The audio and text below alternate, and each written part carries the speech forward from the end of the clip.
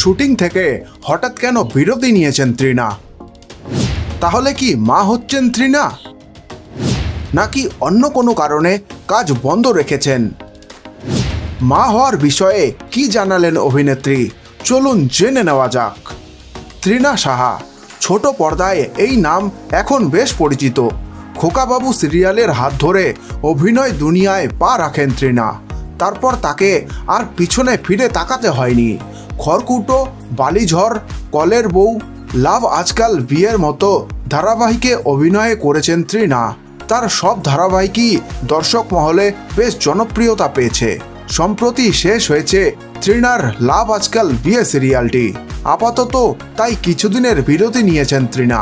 এই মুহূর্তে তিনি বই পড়ছেন, সিনেমা দেখছেন আর পরিবারের সঙ্গে সময় কাটাচ্ছেন। বেড়াতেও গিয়েছিলেন। এভাবেই কাটছে তৃণার সময়। এদিকে ব্যক্তিগত জীবনে দীর্ঘদিনের বন্ধু নীল ভট্টাচার্যকে বিয়ে করে সুখী দাম্পত্য কাটছে তৃণার। মাঝে অবশ্য বিচ্ছেদের গুঞ্জন শোনা গেলেও পরে জানা যায় সে কথা সত্যি নয়। তবে তারকা থেকে আম আদমি সব বিবাহিত দম্পতিতে অনেক ক্ষেত্রেই কাছের মানুষ, বন্ধু বান্ধবদের কাছে অতি পরিচিত একটা প্রশ্নের মুখোমুখি হতে হয় যে কবে মা হচ্ছেন। এমন প্রশ্নের মুখোমুখি কি তৃণা সাহাকেও হতে হয়েছে? এ বিষয়ে কি পরিকল্পনা তাদের? অবশেষে মুখ খুললেন তৃণা সাহা। এ বিষয়ে একটি ইন্টারভিউতে তৃণা সাহা বলেন, আমি এক্ষেত্রে ভীষণ লাকি।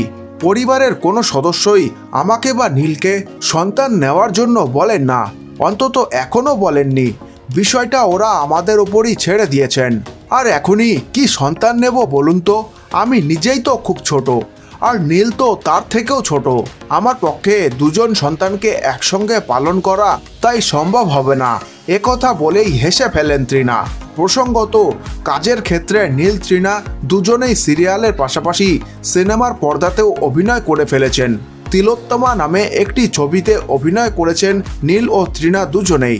আবার জশ নুসরাতের ছবি সেন্টিমেন্টালে বোকা সোডা আইটেম নম্বরে জমিয়া পারফর্ম করেছেন নীল তৃণা। তাদের সেই পারফরমেন্স বেশ পছন্দ হয়েছে দর্শকদের। এছাড়াও বেশ কিছু ওয়েব সিরিজে কাজ করেছেন তৃণা সাহা, যার মধ্যে রয়েছে Kamini, midnight mirror, murder by the sea. অন্যদিকে ঠিক যেন লাভ স্টোরির হাত ধরে অভিনয় দুনিয়ায় পা রাখেন নীল। পরে কৃষ্ণকলি ধারাবাহিকে নায়কের চরিত্রে বেশ জনপ্রিয়তা পান তিনি। সম্পূর্ণ খবরটি দেখার জন্য অসংখ্য ধন্যবাদ। খবরটি ভালো লেগে থাকলে একটি লাইক অবশ্যই করবেন এবং চ্যানেলে নতুন হয়ে থাকলে চ্যানেলটিকে সাবস্ক্রাইব করে নেবেন। ধন্যবাদ। ভালো থাকুন, সুস্থ থাকুন।